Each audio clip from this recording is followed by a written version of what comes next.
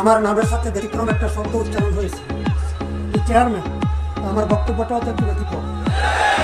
Chairman কিভাবে হলাম, chairman হওয়ার পরে পরিষদ কিভাবে চালাইতেছি, কি বলেন দুটা জিনিস না। চেয়ারম্যান হওয়ার ব্যাপারে বললাম, আমার মহতারাম আমির আমাকে নির্বাচন করার কথা বলেন না, নিজে সাহস করে উদ্যোগ নিয়ে অনুমতি নিয়ে নির্বাচন করেছি। ভরসা আল্লাহর উপরে। দাস্তাস তলব নাগারাম তাকারমান বরায়াত ইয়া তন্দ্রসাদ বাজানা ইয়া জাজাতান বরায়াত।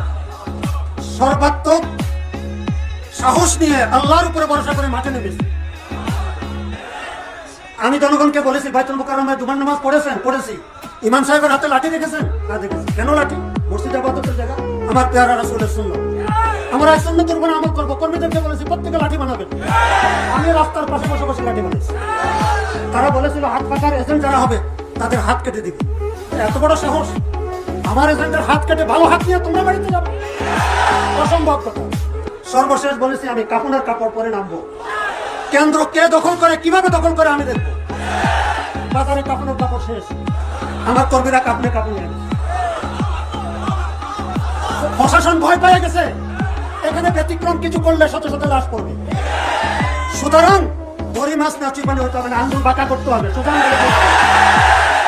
আমি মোহতারাম আমির সাহেবকে অনুরোধ করবো, সময়ের আর অপেক্ষা করার দরকার নেই।